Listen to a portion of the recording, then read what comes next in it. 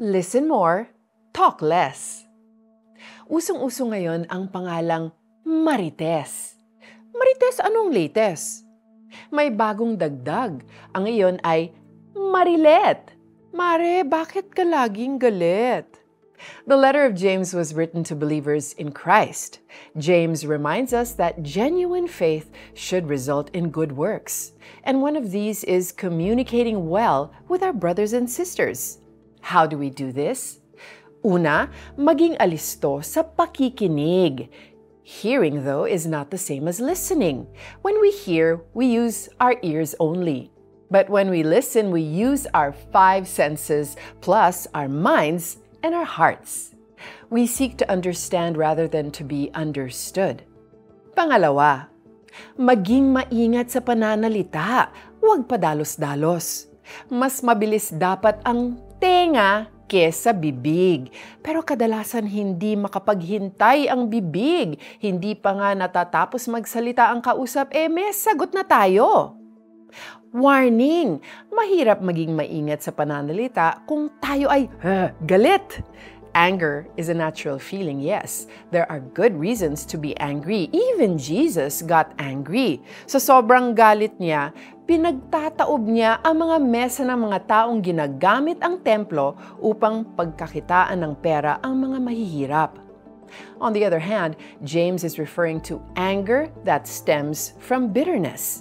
Kadalasan ng taong madaling magalit ay masama ang loob, kaya konting kilos o salita lamang ay para siyang dinamita na sinindihan at sumasabog. Ito ay maling galit dahil hindi natin magagawa ang kagustuhan ng Diyos sa buhay natin kung tayo ay marilet.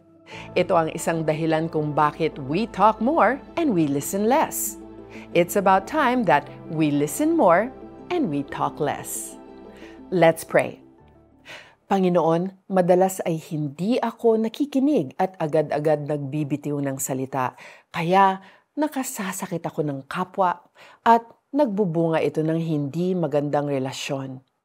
Teach me, Holy Spirit, to be humble and to search myself if there is any bitterness in my heart.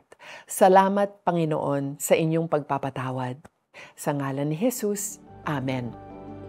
Are you about to engage in a difficult conversation? Practice active listening. Pay attention to what the other person is saying. Avoid thinking how you will respond while he or she is talking. Instead, pause after you heard him or her and think of the right words to say. Ask yourself, is it true? Will it be good for them? Will my words glorify God?